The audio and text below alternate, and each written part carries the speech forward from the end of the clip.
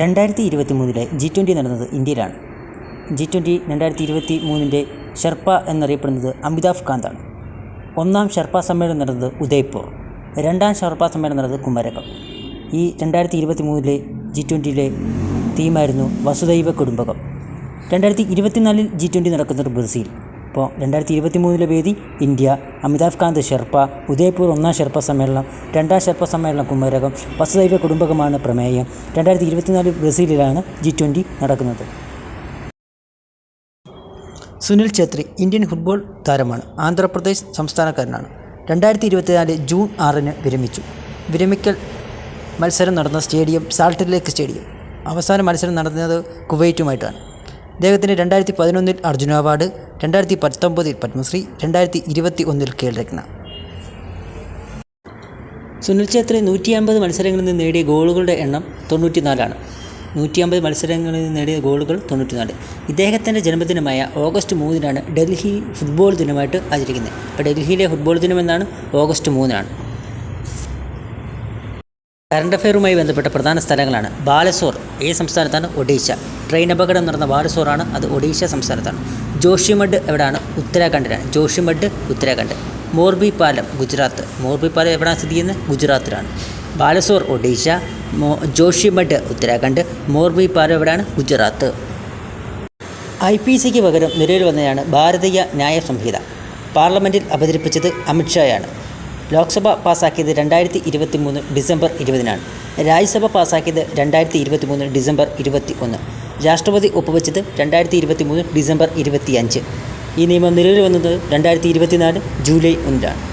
ഈ നിയമത്തിലുണ്ടാകുന്ന ആകെ വകുപ്പുകൾ 356. ഇപ്പോൾ ഭാരതീയ ന്യായ സംഹിത പാർലമെൻറ്റിൽ അവതരിപ്പിച്ചതാരാണ്? അമിത്ഷായാണ്. IPCക്ക് പകരം വന്നതാണ് ഈ ഭാരതീയ ന്യായ സംഹിത. ലോക്സഭ പാസ്സാക്കിയത് 2023 ഡിസംബർ 20. രാജ്യസഭയാണെങ്കിൽ 21. രാഷ്ട്രപതി ഒപ്പുവെച്ചത് ഡിസംബർ 25. ആകെ വകുപ്പുകൾ 356. ഈ നിയമപ്രകാരം ആദ്യ കേസ് റിപ്പോർട്ട് ചെയ്തത് ഗ്വാളിയറാണ്. ഇന്ത്യയിൽ ആദ്യമായി ഒരു കേസ് റിപ്പോർട്ട് ചെയ്ത് എവിടെയാണ്? ഭാരതീയ ന്യായ സംഹിത പ്രകാരം ഗ്വാളിയർ മധ്യപ്രദേശിലാണ്. കേരളത്തിൽ എവിടെയാണ് ആദ്യമായിട്ടൊരു കേസ് റിപ്പോർട്ട് ചെയ്തതെന്ന് ചോദിച്ചാൽ കൊണ്ടോട്ടി മലപ്പുറമാണ്. കൊണ്ടോട്ടി മലപ്പുറം. 2024 വൈക്കം സത്യാഗ്രഹത്തിൻ്റെ 100ാം വാർഷികം. 2024 വൈക്കം സത്യാഗ്രഹത്തിൻ്റെ 100ാം വാർഷികം.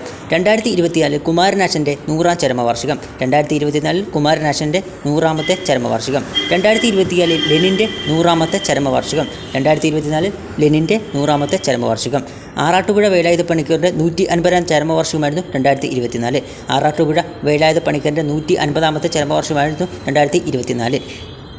2024 ദയാനന്ദ സരസ്വതിയുടെ 200ാമത്തെ ജന്മവാർഷികമായിരുന്നു. 2024 ദയാനന്ദ സരസ്വതിയുടെ 200ാമത്തെ ജന്മവാർഷികം ആയിരുന്നു.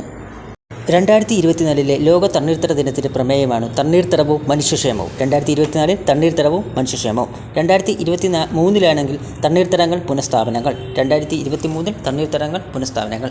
2022 തണ്ണീർത്തടങ്ങൾ ജനങ്ങൾക്കും പ്രകൃതിക്കും. ഇപ്പോൾ 2024 ലോക തണ്ണീർത്തടത്തിൻ്റെ ദിന പ്രമേയം എന്തായിരുന്നു?